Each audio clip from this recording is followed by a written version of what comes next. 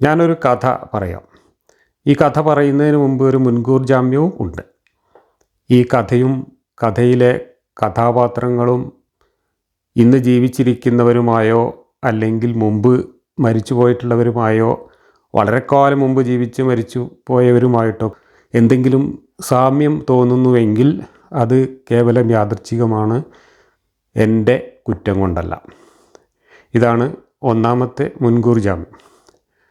മറ്റൊന്ന്, എൻ്റെ ഖുർആൻ ക്ലാസ്സിൽ ഇനി നമ്മൾ കൈകാര്യം ചെയ്യാൻ പോകുന്ന അടുത്ത അധ്യായം 33-ാമത്തെ അധ്യായമായ സൂറത്തുൽ അഹ്സാബ്. ഈ അഹ്സാബിൽ വന്നിട്ടുള്ള കുറേ കാര്യങ്ങൾക്ക് ഈ കഥയുമായി നിങ്ങൾക്ക് സാമ്യം തോന്നുകയാണെങ്കിൽ അതും യാദൃച്ഛികമാണ് എന്ന് മുൻകൂറായി പറഞ്ഞുകൊണ്ട് ഞാൻ കഥയിലേക്ക് കിടക്കാം. പണ്ട് വലിയൊരു ചട്ടമ്പി ജീവിച്ചിരുന്നു ഒരു നാട്ടിൽ. ചട്ടമ്പിയുടെ പേര് മോന്തുണ്ണി എന്നായിരുന്നു. മോന്തുണ്ണിക്ക് കോന്തുണ്ണി എന്ന പേരുള്ള ഒരു കാര്യസ്ഥനുണ്ടായിരുന്നു. ഈ ചട്ടമ്പിയായ കങ്കാണിയായ മോന്തുണ്ണി എന്ത് ആവശ്യം പറഞ്ഞാലും അതെല്ലാം എന്ത് വൃത്തികേട് കാണിച്ചിട്ടാണെങ്കിലും സാധിച്ചു കൊടുക്കുക എന്നതിൽ മിടുക്കനായിരുന്നു ഈ കോന്തുണ്ണി കാര്യസ്ഥൻ. മോന്തുണ്ണിയും കോന്തുണ്ണിയും മാത്രമല്ല, കോന്തുണ്ണിക്ക് ഈ കാര്യങ്ങളൊക്കെ നടത്തി കൊടുക്കാൻ ഒരു വലിയ ഗുണ്ടാ സംഘവും ഉണ്ടായിരുന്നു. നാട്ടിലെ അക്രമങ്ങൾ നടത്താനും മറ്റുള്ളവരെ കൊല്ലാനും അതുപോലെയുള്ള വൃത്തികേടുകൾ കാണിക്കാനും ഒക്കെ കൂട്ടുനിന്നുകൊണ്ട് നാട്ടിലെ തെരുവ് ഗുണ്ടകളായിട്ടും മറ്റും ജീവിച്ചിരുന്ന കുറേ ഗുണ്ടകളും ഈ മോന്തുണ്ണി സ്വന്തമാക്കിയിരുന്നു. അങ്ങനെ അവർ ഗുണ്ടാസംഘത്തെയും ഈ കോന്തുണ്ണി എന്ന് പറയുന്ന കാര്യസ്ഥനെയും കൂട്ടി അയാൾ നാട്ടിൽ എല്ലാത്തരം ചട്ടമ്പിത്തരങ്ങളും നടത്താൻ ശ്രമിച്ചിരുന്നു. പക്ഷെ സ്വന്തം നാട്ടിൽ അയാൾക്ക് വേണ്ടത്ര ഒരു പ്രമാണിത്വം ലഭിക്കാത്തതുകൊണ്ടും അവിടെ ഒരുപാട് ആളുകൾ അയാൾക്ക് എതിരായിരുന്നതുകൊണ്ടും അയാൾ പതുക്കെ മറ്റൊരു നാട്ടിലേക്ക് ഈ ഗുണ്ടാസംഘത്തെയും കാര്യസ്ഥനെയും കൂട്ടി പോയി. അവിടെ അയാൾ ചെന്ന് അയാളുടെ ഗുണ്ടായുസം ആരംഭിച്ചു. അവിടെ അയാൾക്ക് കുറച്ചൊക്കെ പിന്തുണ കിട്ടി. ഒരുപാട് ആളുകൾ അയാളെ എതിർത്തിരുന്നെങ്കിലും എതിർക്കുന്ന ഓരോരുത്തരെയും ഒറ്റയ്ക്കോ അല്ലെങ്കിൽ കൂട്ടമായിട്ടോ കൊന്ന് നശിപ്പിക്കാനും അവരെ പോയി ആക്രമിക്കാനും ഒക്കെ ഈ ഗുണ്ടാസംഘത്തിന് എളുപ്പം കഴിഞ്ഞിരുന്നു. ഇയാളുടെ ഈ ചട്ടമ്പിത്തരത്തെ ആരെങ്കിലും ചോദ്യം ചെയ്തതായിട്ടോ അല്ലെങ്കിൽ അതിനെതിരായിട്ട് ആരെങ്കിലും എവിടെയെങ്കിലും വല്ല മുറുമുറുപ്പും പ്രകടിപ്പിച്ചതായിട്ടോ കേട്ടറിഞ്ഞാൽ അതൊക്കെ കേട്ടറിയാനുള്ള പ്രവർത്തനം ഇയാളുടെ ഗുണ്ടാസംഘവും ഈ കാര്യസ്ഥനും നടത്തിയിരുന്നു.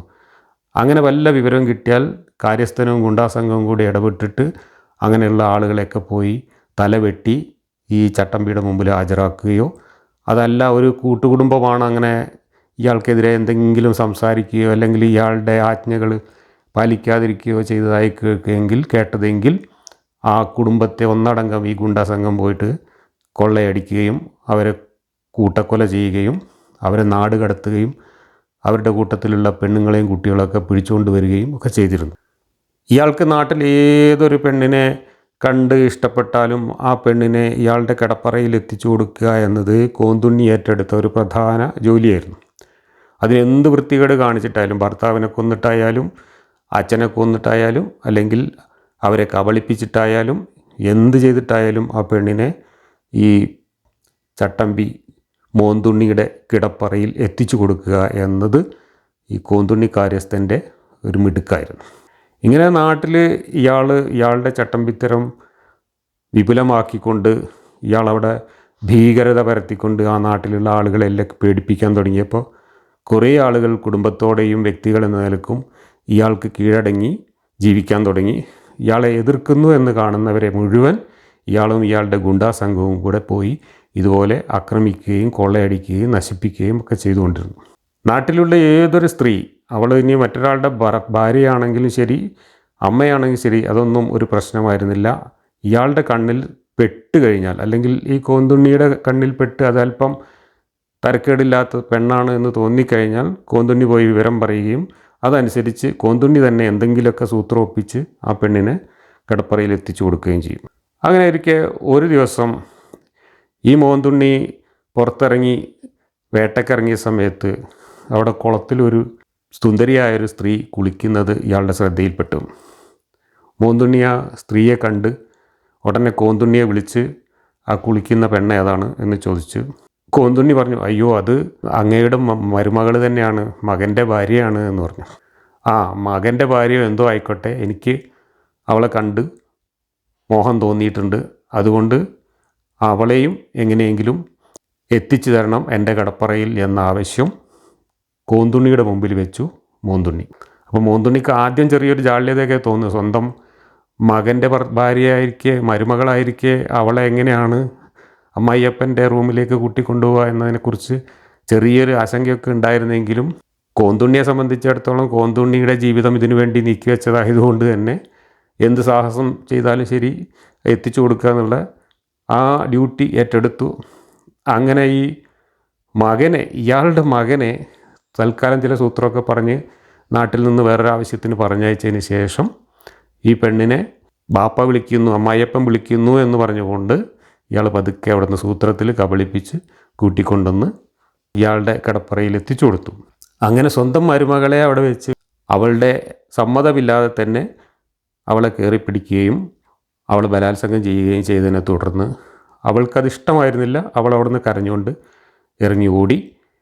അങ്ങനെ അവളുടെ ഭർത്താവ്, അതായത് ഇയാളുടെ മകൻ വന്ന സമയത്ത് അവൾ കാര്യങ്ങൾ പറഞ്ഞു, അച്ഛൻ ഇങ്ങനെയൊക്കെയാണ് ചെയ്തത് എന്ന്.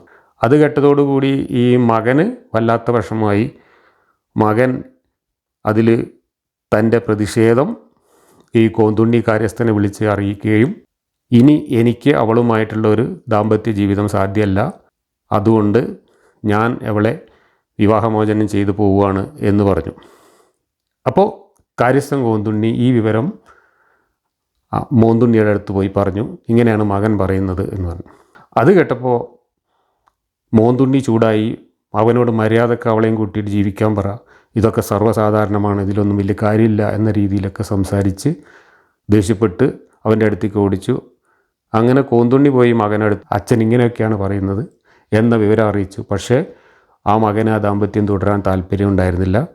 മകൻ അവളെ വിവാഹമോചനം ചെയ്യുകയും മാത്രമല്ല ഇവനും ഈ കാര്യം കുറേയൊക്കെ അവരുടെ പരിചയവൃത്തത്തിലുള്ള ആളുകളോടൊക്കെ പറയുകയും നാട്ടിലിത് പരസ്യമാവുകയും ചെയ്തു.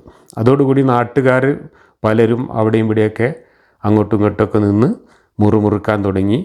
അങ്ങനെയുള്ള മുറുമുറുപ്പുകളെക്കുറിച്ചും ഇയാളുടെ ചാരന്മാർ ഇവിടെ വിവരം എത്തിച്ചു. അതനുസരിച്ച് അങ്ങനെയുള്ളവരെയൊക്കെ അടിച്ചൊതുക്കാൻ ഗുണ്ടാസംഘത്തെ അയച്ചു. പക്ഷേ കാര്യങ്ങൾ ഇങ്ങനെ പോയാൽ അത് ബുദ്ധിമുട്ടാവും എന്ന് മനസ്സിലാക്കിയ മോന്തുണ്ണി അവസാനം കോന്തുണ്ണിയെ വിളിച്ച് പറഞ്ഞു, അങ്ങനെയാണെങ്കിൽ അവൻ ഒഴിവാക്കിയിട്ടുണ്ടെങ്കിൽ ഞാൻ അവളെ അങ്ങ് കെട്ടിക്കോളാം, എന്നാൽ പ്രശ്നം തീർന്നല്ലോ, നാട്ടുകാരുടെ വിഷമം അതോടെ തീരുമല്ലോ എന്ന് പറഞ്ഞ് കല്യാണത്തിന് വേണ്ട ഏർപ്പാടുകളൊക്കെ ചെയ്യാൻ പറഞ്ഞു. അങ്ങനെ കാര്യസ്ഥൻ കോന്തുണ്ണി അന്ന് വൈകുന്നേരം തന്നെ അതിനുള്ള ഏർപ്പാടുകളൊക്കെ ചെയ്തു. പിറ്റേ ദിവസം വൈകുന്നേരം ആകുമ്പോഴേക്ക് കല്യാണം നടത്താൻ വേണ്ട താലിയും മാലയൊക്കെ റെഡിയാക്കി കുറച്ച് ആളുകളെ, ഈ ഗുണ്ടാസംഘത്തിൽപ്പെട്ട കുറച്ച് ആളുകളെ സദ്യ ഉണ്ണാനായിട്ട് വിളിച്ചു. സദ്യയൊക്കെ ഒരുക്കി കല്യാണം നടന്നു. അങ്ങനെ കല്യാണ സദ്യയൊക്കെ കഴിച്ച് ഈ ഗുണ്ടാസംഘം കുറച്ച് പട്ടച്ചാരായൊക്കെ അടിച്ച് അവിടെ ഇങ്ങനെ ചുറ്റിപ്പറ്റി നിൽക്കുകയായിരുന്നു. വൈകുന്നേരം രാത്രി ആയപ്പോഴും ഈ ചുറ്റിപ്പറ്റി നിൽക്കുന്ന ചില ആളുകൾ അവിടെ ഉണ്ടായിരുന്ന പെണ്ണുങ്ങളുമായിട്ടൊക്കെ സ്വറ പറയുകയും ഈ പുതുമണവാട്ടിയുമായിട്ടൊക്കെ സംസാരിക്കാൻ ശ്രമിക്കുകയൊക്കെ ചെയ്തു. അതൊന്നും നമ്മുടെ മോന്തുണ്ണി ചട്ടമ്പിക്ക് ഇഷ്ടപ്പെട്ടില്ല.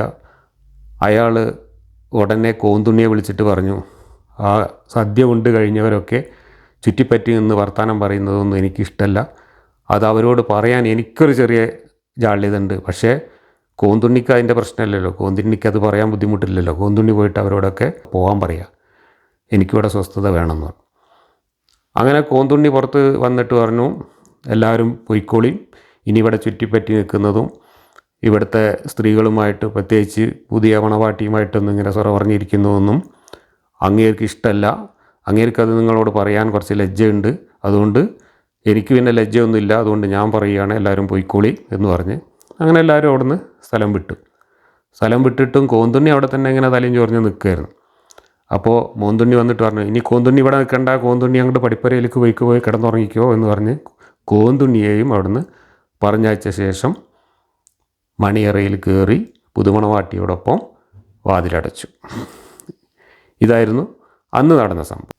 സ്വന്തം മകൻ്റെ ഭാര്യയോട് ചെയ്ത ഈ ചെയ്ത്ത് എന്തായാലും സ്വാഭാവികമായും നാട്ടിലൊക്കെ വലിയ സംസാര വിഷയമായി. അതേ തുടർന്ന് കോന്തുണ്ണി മോന്തുണ്ണിയുടെ അടുത്ത് പോയിട്ട് ഒരു പരിഹാരം പറഞ്ഞു കൊടുത്തു. അത് അങ്ങയുടെ മകനല്ല എന്നങ്ങ് പറഞ്ഞ് പ്രചരിപ്പിച്ചാലോ എന്നൊരു ഐഡിയ.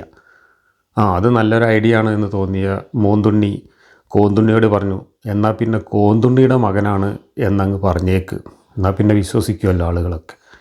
അങ്ങനെ കോന്തുണ്ണി മകൻ്റെ പിതൃത്വം ഏറ്റെടുത്തുകൊണ്ട് നാടാകെ അത് തൻ്റെ ജാരസന്തതിയാണ്, അയാളുടെ മകനല്ല എന്ന് പ്രചരിപ്പിച്ചു. അതുകൂടി ആയപ്പോഴേക്ക് ഈ മകന് അച്ഛനോടുള്ള വിദ്വേഷം വളരെയധികം വർദ്ധിച്ചു. മകൻ്റെ കണ്ണിൽ അതിൻ്റെ ഒരു അഗ്നി ജ്വലിക്കുന്നതായിട്ട് എല്ലാവരും കണ്ടു. ഇതറിഞ്ഞ അച്ഛന് ഇനി ഈ മകൻ ജീവിച്ചിരിക്കുന്നത് തനിക്ക് വലിയ പാരയാകും എന്ന് തോന്നി. അങ്ങനെ കോന്തുണ്ണിയുമായി ആലോചിച്ച് ഇനി അവനെ ജീവിക്കാൻ അനുവദിച്ചുകൂടാ, അതിനെന്താണ് ഒരു വഴി എന്ന് ചർച്ച ചെയ്തു. കോന്തുണ്ണി പറഞ്ഞു കൊടുത്ത ഒരു സൂത്രമനുസരിച്ച് അടുത്ത കൊള്ളയ്ക്ക് പോകുമ്പോൾ അവനെ അതിൻ്റെ തലവനാക്കി പറഞ്ഞയക്കുകയും ഗുണ്ടാ സംഘത്തിൽ അവനെ സൂത്രത്തിൽ കൊലപ്പെടുത്താൻ വേണ്ട ഏർപ്പാടുകൾ ചെയ്യുകയും ചെയ്താൽ കാര്യം ശരിയാക്കാം എന്ന് അഭിപ്രായം രണ്ടുപേരും കൂടെ ചർച്ച ചെയ്ത് തീരുമാനിക്കുകയും അതനുസരിച്ച് പിന്നീട് ഒരു ഗുണ്ടാ സംഘത്തിൽ ഇവനെ സൂത്രത്തിൽ നേതാവാക്കി പറഞ്ഞയക്കുകയും കൂടെ ഉണ്ടായിരുന്ന ഗുണ്ടകളുടെ സഹായത്തോടു കൂടി തന്നെ അവനെ സൂത്രത്തിൽ കൊലപ്പെടുത്തുകയും ചെയ്തു. അങ്ങനെ സ്വന്തം മകനെ തന്നെ കൊലപ്പെടുത്തിക്കൊണ്ടാണ് മോന്തുണ്ണി ഈ ഒരു പ്രശ്നത്തിന് അന്തിമ പരിഹാരമുണ്ടാക്കിയത്. അങ്ങനെ അടുത്തുള്ള പ്രദേശങ്ങളൊക്കെ ഏതാണ്ട് ഇയാൾക്ക് പൂർണ്ണമായി കീഴടങ്ങി ജീവിക്കുകയാണെന്ന് അറിഞ്ഞപ്പോൾ പിന്നെ അവിടുന്ന് കുറച്ച് ദൂരെയുള്ള കുടുംബങ്ങളിൽ എന്തെങ്കിലും പ്രശ്നങ്ങൾ നമുക്കെതിരായിട്ട് നടക്കുന്നുണ്ടോ എന്നറിയാനും ഇയാൾ ചാരന്മാരെ പറഞ്ഞയച്ചു.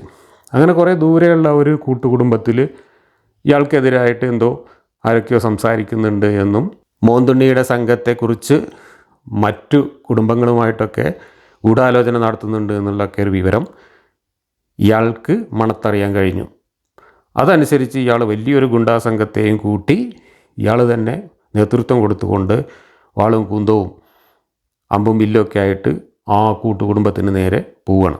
രാത്രി യാത്ര ചെയ്തും പകലൊളിച്ചിരുന്നും അങ്ങനെ ഒരു പ്രഭാതത്തിൽ ആ കൂട്ടുകുടുംബത്തിൻ്റെ അവിടെ പോയി ആ കുടുംബത്തെ വളഞ്ഞ് അവരെ കീഴടക്കി അവിടെയുള്ള ആണുങ്ങളെ മുഴുവൻ കൊന്ന് അവിടെയുള്ള സ്വത്തുക്കളും മുഴുവൻ പിടിച്ചെടുത്ത് അവിടെയുള്ള പെണ്ണുങ്ങളെ മുഴുവൻ പിടിച്ചു കെട്ടി കൊണ്ടുവരികയാണ്. ഒരുപാട് കൃഷിയും സമ്പത്തും ഒക്കെ ഉള്ള കുടുംബമായിരുന്നു. അവിടുന്ന് ധാരാളം സ്വത്തുക്കൾ കൊള്ളയടിക്കുകയും അവിടെയുള്ളവരെ മുഴുവൻ കൊന്നൊടുക്കുകയും ചെയ്തു. ആ കുടുംബനാഥനെയും കൊന്ന് അയാളുടെ മകനെയും കൊന്ന് സുന്ദരിയായിരുന്ന അയാളുടെ മകൻ്റെ ഭാര്യയെ അവിടുന്ന് പിടിച്ചു കെട്ടിക്കൊണ്ടുവന്നു. മറ്റു ഒരുപാട് സ്ത്രീകളെയും പിടിച്ചു കെട്ടിക്കൊണ്ടുവന്നു. അങ്ങനെ സുന്ദരിയായ ആ പെണ്ണിനെ അവളുടെ ഭർത്താവിനെയും അച്ഛനെയും കൊന്ന ശേഷം തിരിച്ചു കൊണ്ടുവരുമ്പോൾ അന്ന് തന്നെ രാത്രി വഴിയിലൊരു കുറ്റിക്കാട്ടിൽ വെച്ച് ഈ മോന്തുണ്ണി ബലാത്സംഗം ചെയ്യുകയാണ്. ബലാത്സംഗം ചെയ്യുമ്പോൾ കോന്തുണ്ണി അവിടെ കാവൽ നിൽക്കുന്നുണ്ട്. ഗുണ്ടാ സംഘത്തിലെ കുറച്ച് പേരും അപ്പുറം ഇപ്പുറമൊക്കെ ഇത് ഒളിഞ്ഞു നോക്കിക്കൊണ്ട് കാവൽ നിന്നു. അങ്ങനെ ആ സ്ത്രീയെയും പിന്നെ വീട്ടിലേക്ക് കൂട്ടിക്കൊണ്ടുവന്ന് ഇവിടെ ആക്കി. ഇങ്ങനെ ഇയാളുടെ വീട്ടിൽ ധാരാളം സ്ത്രീകൾ വെപ്പാട്ടികളായിട്ടും ഭാര്യമാരായിട്ടും ഒക്കെ വന്ന് കൂടി.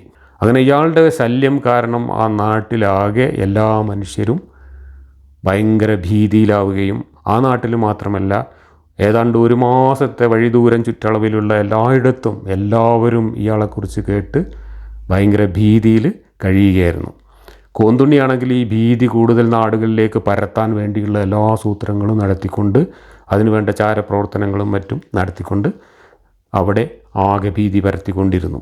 അവസാനം ഈ നേരത്തെ പറഞ്ഞ ഭർത്താവിനെയും അച്ഛനെയും കൊന്നതിന് ശേഷം കൂട്ടിക്കൊണ്ടുവരികയും ബലാത്സംഗം ചെയ്യുകയും വീട്ടിൽ വെപ്പാട്ടിയായിട്ട് പാർപ്പിക്കുകയും ചെയ്ത ആ സ്ത്രീ ബുദ്ധിമതിയായിരുന്നു. ആ സ്ത്രീ ഇതിനൊരു പരിഹാരം കാണണമെന്ന് തീരുമാനിച്ചു.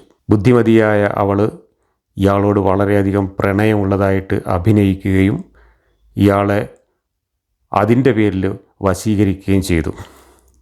അപ്പോൾ ഇവൾക്ക് ഇയാളോട് വലിയ പ്രണയമാണ് എന്ന് തെറ്റിദ്ധരിച്ച അയാൾ അവൾ ചെയ്യുന്നതും പറയുന്നതുമൊക്കെ വിശ്വസിച്ചു. അവൾ നിത്യവും ഇയാൾക്ക് മദ്യവും മറ്റ് മധുരപാനീയങ്ങളൊക്കെ കുടിക്കാൻ കൊടുക്കും, നല്ല ഭക്ഷണമൊക്കെ ഉണ്ടാക്കി കൊടുക്കും, വളരെ പ്രേമപൂർവ്വം പെരുമാറും. ഇതൊക്കെ കണ്ട് ആ പെണ്ണിൽ ഇയാൾ വല്ലാതെ മയങ്ങിപ്പോയി. അങ്ങനെ കുറേ നാളുകൾക്ക് ശേഷം ഈ സ്ത്രീ രാത്രി ഇയാൾക്ക് കുടിക്കാൻ കൊടുത്ത പാനീയത്തിൽ വിഷം കലർത്തി. അങ്ങനെ അന്ന് രാത്രി ഇയാൾ അവിടെ കിടന്ന് മരിച്ചു. ഇയാൾ മരിച്ചു. പിറ്റേ ദിവസം രാവിലെ ഈ സ്ത്രീ അവിടെ ഇരുന്ന് കരയുകയായിരുന്നു. ഇയാളുടെ മരണ വാർത്ത അറിഞ്ഞിട്ട് കരയുന്നത് പോലെ അഭിനയിച്ചു. ഇയാൾ സ്വാഭാവികമായി മരിച്ചതാണ് എന്ന ധാരണയിൽ നാട്ടുകാരൊക്കെ ആ രീതിയിലാണ് ഇതിനെ മനസ്സിലാക്കിയത്. പക്ഷേ ഇയാൾ മരിച്ചു എന്നറിഞ്ഞതോടുകൂടി കൂടെ ഉണ്ടായിരുന്ന ഗുണ്ടാസംഘവും കൂടെ ഉണ്ടായിരുന്നവരും എല്ലാം വളരെയധികം ഉള്ളുകൊണ്ട് സന്തോഷിക്കുകയും അവരുടേതായ വഴിക്ക് പോവുകയും ചെയ്തു. ഇയാളുടെ ശവം സംസ്കരിക്കാൻ പോലും ആ ഗുണ്ടാസംഘത്തിൽ ആരും അവിടെ ബാക്കിയുണ്ടായിരുന്നില്ല എന്ന് മാത്രമല്ല, ഇയാളുടെ സന്തത സഹചാരിയായ ഇയാൾക്ക് വേണ്ടി എല്ലാ കാര്യങ്ങളും ചെയ്തുകൊണ്ടിരുന്ന കോന്തുണ്ണി കാര്യസ്ഥനെ പിന്നെ ലോകത്തെവിടെയും ആരും കണ്ടിട്ടുമില്ല. ഈ കഥ ഞാനിവിടെ അവസാനിപ്പിക്കുകയാണ്. ഇനി ഞാൻ ആദ്യം പറഞ്ഞ എൻ്റെ ഖുർആൻ ക്ലാസ്സുമായി ബന്ധപ്പെട്ട കാര്യങ്ങൾ പറയാം. ഖുർആൻ ക്ലാസ് പരമ്പരയിൽ നമ്മൾ ആലു ഇമ്രാൻ എന്ന 200 വാക്യങ്ങളുള്ള അധ്യായം പൂർത്തിയാക്കിയിരിക്കുകയാണ്. ഇനി നമുക്ക് ചർച്ച ചെയ്യാനുള്ളത് ഏതാണ്ടൊരു ക്രോണോളജി അനുസരിച്ച് ക്രമീകരിച്ച ആ ഒരു ക്രമത്തിൽ ഇനി നമുക്ക് ചർച്ച ചെയ്യാനുള്ള അധ്യായം 33-ാമത്തെ അൽ അഹ്സാബ് എന്ന അധ്യായമാണ്. ഈ അധ്യായത്തിൻ്റെ ഒരുപാട് സവിശേഷതകളുണ്ട്. അതിലൊരു സവിശേഷത എന്ന് പറയുന്നത് ലോകത്തെ ഏറ്റവും കൂടുതൽ വിശ്വാസികളെ മുർത്തദാക്കുന്നതിന് സഹായിച്ചിട്ടുള്ള ഒരു അധ്യായമാണ് 33-ാം അധ്യായം അൽ അഹ്സാബ്. ഇത് ഞാൻ വെറുതെ പറയുന്നതല്ല, എനിക്ക് നേരിട്ട് അനുഭവമുണ്ട്. എൻ്റെ കൂട്ടുകാരായിട്ടുള്ള എത്രയോ പേര് ഖുർആൻ വായിച്ച് മതവിശ്വാസം നഷ്ടപ്പെട്ടവരായിട്ടുണ്ട്. അവരിൽ അധിക പേരുടെയും വിശ്വാസത്തിന് ഏറ്റവും വലിയ ആഘാതമേൽപ്പിച്ചിട്ടുള്ളതും അവരുടെ പലരുടെയും ചിന്തയിൽ ആദ്യമായി അവിശ്വാസത്തിൻ്റെ തീപ്പൊരി പാറിച്ചിട്ടുള്ളതും ഈ ഒരു അധ്യായമാണ്. ഇത് നമ്മുടെ നാട്ടിലെ മലയാളികളായ സുഹൃത്തുക്കൾ മാത്രമല്ല, അറബികളായ കുറേ സുഹൃത്തുക്കൾ എനിക്കുണ്ട്. ഇറാഖിൽ നിന്നും കുവൈത്തിൽ നിന്നും അതുപോലെ ഈജിപ്തിൽ നിന്നൊക്കെ കോഴിക്കോട് എല്ലാ വർഷവും വരാറുള്ള കുറേ സുഹൃത്തുക്കൾ ഞങ്ങൾക്കുണ്ട്. എന്നെക്കാളും പ്രായമുള്ള കുറേ ആളുകളാണ്. അവരൊക്കെ അവിശ്വാസികളാണ്. അങ്ങനെയാണ് ഞങ്ങളൊക്കെ പരിചയപ്പെടുന്നത്. അവർ വന്നു കഴിഞ്ഞാൽ നമ്മളെ വിളിക്കും, കോഴിക്കോട് പോയി അവരുടെ കൂടെ ഇരുന്ന് നമ്മൾ സൊറ പറഞ്ഞിരിക്കാറുണ്ട്. അങ്ങനെ സൊറ പറഞ്ഞിരിക്കുമ്പോൾ ഒരു ദിവസം ഞാൻ ഇവരോട് ചോദിച്ചു, നിങ്ങളൊക്കെ ഈ മതം വിടാനുണ്ടായ കാരണം എന്താണെന്ന് ഓരോരുത്തരോടും ചോദിച്ചു. എല്ലാവരും പറഞ്ഞത് ഖുർആൻ വായിച്ചിട്ടെന്നാണ്. ഇപ്പം നമ്മളെ മാതിരി പരിഭാഷ വായിക്കേണ്ട ഗതികേട് അവർക്കില്ല. അവർ അറബികളാണ്. അവർ അറബി ഭാഷയിൽ തന്നെ ഖുർആൻ വായിച്ചു. അത് വായിച്ച് കാര്യങ്ങൾ മനസ്സിലാക്കി അന്ന് തന്നെ ഞങ്ങളുടെയൊക്കെ വിശ്വാസം നഷ്ടപ്പെട്ടിട്ടുണ്ട് എന്ന് അവരെല്ലാവരും പറഞ്ഞു. അപ്പം ഞാൻ വീണ്ടും ചോദിച്ചു, നിങ്ങളുടെ ഖുർആനിൽ ഏത് കാര്യമാണ് നിങ്ങൾ ആദ്യം നിങ്ങളുടെ വിശ്വാസത്തെ ഹനിച്ചത്, അതിൻ്റെ ഒരു അനുഭവം പറയാമോ എന്ന് ചോദിച്ചപ്പോൾ മിക്കവാറും ആളുകൾ ഇത് തന്നെയാണ് ഉത്തരം പറഞ്ഞത്. സൂറത്തുൽ അഹ്സാബിലെ കാര്യങ്ങളാണ് ഞങ്ങളെ വിശ്വാസം നഷ്ടപ്പെടുത്തിയത് എന്ന് അറബികളായ സുഹൃത്തുക്കൾ വരെ എന്നോട് പറഞ്ഞിട്ടുണ്ട്. അപ്പോൾ എൻ്റെ ഒരു നിരീക്ഷണത്തിൽ ലോകത്ത് ഒരുപക്ഷെ ലക്ഷക്കണക്കിന് മുസ്ലിങ്ങളുടെ വിശ്വാസം നഷ്ടപ്പെടുത്താൻ കാരണമായിട്ടുള്ള ഖുർആനിലെ അധ്യായങ്ങളിലൊന്നാണ് അൽ അഹ്സാബ് എന്ന അധ്യായം. ഇനി ആ അധ്യായത്തിൻ്റെ മറ്റൊരു സവിശേഷത, ആ അധ്യായത്തെക്കുറിച്ച് ഉലൂമുൽ ഖുർആൻ, അതായത് ഖുർആനെ സംബന്ധിച്ച വിജ്ഞാന ശാഖയിൽപ്പെട്ട ഗ്രന്ഥങ്ങളിൽ, ഇത്ഖാൻ പോലുള്ള ഗ്രന്ഥങ്ങളിലും സഹീഹ് മുസ്ലിം, ബുഖാരി തുടങ്ങിയിട്ടുള്ള ഹദീസുകളിലും മറ്റനേക രേഖകളിലും പറയുന്നത് ആ അധ്യായത്തിൽ 256 വാക്യങ്ങളുള്ള അൽ ബഖറ എന്ന ഏറ്റവും വലിയ സൂറത്തിനോളം വലിപ്പമുണ്ടായിരുന്നു ആ അധ്യായത്തിന്. അത്ര തന്നെ ആയത്തുകൾ, അത്ര തന്നെ വാക്യങ്ങൾ അതിനകത്തുണ്ടായിരുന്നു എന്നാണ്. എന്നാൽ ആ അധ്യായത്തിൽ ഇപ്പോൾ നിലവിലുള്ള ഖുർആനിൽ വെറും 73 വാക്യങ്ങൾ മാത്രമേ ഉള്ളൂ. 256 വാക്യങ്ങളുള്ള അൽ ബഖറയോളം വലിയ ഒരു സൂറത്ത് വെറും 73 വാക്യങ്ങളായി ചുരുങ്ങുകയും 200-ൽ പരം വാക്യങ്ങൾ അതിൽ നിന്ന് ഖുർആൻ എന്ന ഗ്രന്ഥം രൂപീകരിക്കുന്ന സമയത്ത് നഷ്ടപ്പെടുകയും ചെയ്തു എന്നത് വളരെ വളരെ ദുരൂഹമായിട്ടുള്ളൊരു കാര്യമാണ്. ഇതെങ്ങനെ സംഭവിച്ചു എന്നതിനെക്കുറിച്ചുള്ള രേഖകൾ പരിശോധിക്കുമ്പോഴാണ് ദുരൂഹത വർദ്ധിക്കുന്നത്. അതിൻ്റെ പിന്നിൽ ആരാണ് കളിച്ചത് എന്നുള്ളതൊക്കെ ദുരൂഹമാണ്. ആയിഷ സാക്ഷ്യപ്പെടുത്തുന്നത്, നബി മരിച്ച ദിവസം എല്ലാവരും അതിൻ്റെ തിരക്കിലായ സമയത്ത് അവരുടെ വീട്ടിൽ, ആയിഷയുടെ വീട്ടിലുണ്ടായിരുന്ന ആടുകൾ കുറേ ആയത്തുകൾ തിന്നുപോയി എന്നാണ്. ആ തിന്നുപോയ ആയത്തുകളൊക്കെ ഈ അധ്യായത്തിലുണ്ടായിരുന്നതാണ് എന്നാണ് പറയുന്നത്. അതുപോലെ വേറെ പലരും ഈ അധ്യായത്തിലുണ്ടായിരുന്ന പല വാക്യങ്ങളെക്കുറിച്ചും പിന്നീട് ഓർക്കുകയും ആ വാക്യങ്ങളൊക്കെ ഖുർആനിൽ നിന്ന് നഷ്ടപ്പെട്ടു പോയല്ലോ എന്ന് വിലപിക്കുകയും ചെയ്യുന്നതായിട്ടൊക്കെ ഹദീസുകളിലും മറ്റും കണ്ടിട്ടുണ്ട്. ഖലീഫ ഉമർ തന്നെ ഈ അധ്യായത്തിലുണ്ടായിരുന്ന പ്രധാനപ്പെട്ട ഒരായത്ത് നഷ്ടപ്പെട്ടു പോയി എന്ന് പറഞ്ഞ് നെലിയും വിളിയും കൂടിക്കൊണ്ട് നടന്നതായിട്ട് രേഖകളുണ്ട്.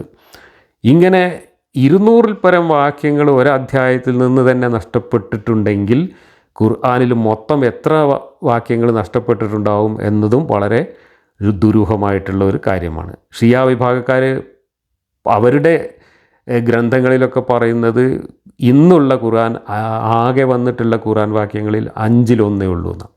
അപ്പോൾ 5-4 ഭാഗവും നഷ്ടപ്പെട്ടു പോയിട്ടുണ്ട് എന്നാണ് പറയുന്നത്. അപ്പോൾ അള്ളാഹു സംരക്ഷിച്ചു എന്ന് പറയുന്ന ഖുർആനിലെ അധ്യായങ്ങൾ തന്നെ നഷ്ടപ്പെട്ടതിൻ്റെയും നിരവധി വാക്യങ്ങൾ നഷ്ടപ്പെട്ടതിൻ്റെയും കഥകൾ അവിടെ കിടക്കുന്നുണ്ട്. ഇതൊക്കെ നഷ്ടപ്പെട്ടത് നബിയുടെ മരണശേഷമാണ് എന്നതും ശ്രദ്ധേയമാണ്. കാരണം നബി ജീവിച്ചിരിക്കുകയാണെങ്കിൽ അള്ളാഹു നസ്ഖ് ചെയ്ത് കൊണ്ടുപോയതാണെന്ന് പറയാം. അള്ളാഹു ഒരിക്കൽ അവതരിപ്പിച്ച് അത് മോശമാണെന്ന് തോന്നിയിട്ട് അത് ക്യാൻസൽ ചെയ്യുന്ന പരിപാടിയുണ്ട്. അങ്ങനെ 10-200 വാക്യങ്ങൾ ഖുർആനിൽ ക്യാൻസൽ ചെയ്തതായിട്ട് പറയുന്നുണ്ട്. അങ്ങനെ ക്യാൻസൽ ചെയ്തതും ചെയ്യപ്പെട്ടതും ഒക്കെ ഖുർആനിലുണ്ട്, അല്ലാത്തതുമൊക്കെ ഉണ്ട്. അങ്ങനെയാണെങ്കിൽ നബിയുടെ മരണശേഷം നഷ്ടപ്പെട്ടു എന്ന് പറയുന്ന ഈ 100 കണക്കിനോ അല്ലെങ്കിൽ 1000 കണക്കിനോ ഖുർആൻ വാക്യങ്ങൾ എങ്ങനെ നഷ്ടപ്പെട്ടു? അതാര് കൊണ്ടുപോയി? അത് ആട് തിന്നതാണോ, ഒട്ടകം തിന്നതാണോ, അതോ ആയിഷ അടുപ്പിലിട്ട് കത്തിച്ചതാണോ, അതോ ആയിഷയും ഹഫ്സയും അതുപോലെയുള്ള ആളുകളും ഒക്കെ കൂടി എന്തെങ്കിലും ഗൂഢാലോചന നടത്തിയിട്ട് ഇല്ലാതാക്കിയതാണോ? ഇതൊക്കെ ദുരൂഹമായിട്ടുള്ള കാര്യമാണ്. നബിയുടെ മരണത്തെക്കുറിച്ചും ഇപ്പോൾ പുതിയ പഠനങ്ങളൊക്കെ വന്നുകൊണ്ടിരിക്കുന്നുണ്ട്. ഒരു ജൂത സ്ത്രീ ഖൈബറിലെ യുദ്ധത്തിൻ്റെ സമയത്ത് വിഷം കൊടുത്തു, അത് സ്ലോ പോയ്സൺ ആയിരുന്നു എന്നൊക്കെയാണ് നിലവിലുള്ള സുന്നികളുടെ രേഖകളിലൊക്കെ കാണുന്നത്. പക്ഷേ അതിനുള്ള സാധ്യത വളരെ കുറവാണ്. അങ്ങനെയുള്ളൊരു സ്ലോ പോയ്സൺ, അതായത് ഈ ഖൈബർ യുദ്ധമൊക്കെ നടക്കുന്നത് നബി മരിക്കുന്നതിന് എത്രയോ വർഷങ്ങൾക്ക് മുമ്പാണ്. അത്രയും വർഷങ്ങൾ നീണ്ട ഒരു സ്ലോ പോയ്സണിങ് എന്നൊന്നും അന്നത്തെ കാലത്ത് ഉണ്ട് എന്ന് കരുതാനാവില്ല. അപ്പോൾ അതിൽ വലിയ കഥയില്ല. പക്ഷേ ഒരു ഖൈബറിലെ സ്ത്രീയാണ് വിഷം കൊടുത്തത് എങ്കിൽ ആ വിഷം കൊടുത്തിട്ടുണ്ടാവുക മിക്കവാറും ഖൈബറിൽ നിന്ന് പിടിച്ചുകൊണ്ടുവന്ന സഫിയ ആയിരിക്കാനാണ് സാധ്യത.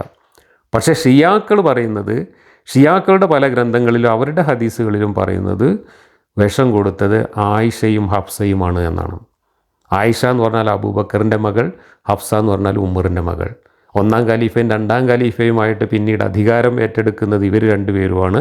അവരുടെ മക്കളാണ് ഈ ആയിഷയും ഹഫ്സയും. രണ്ടുപേരും നബിയുടെ ഭാര്യമാരായിരുന്നു.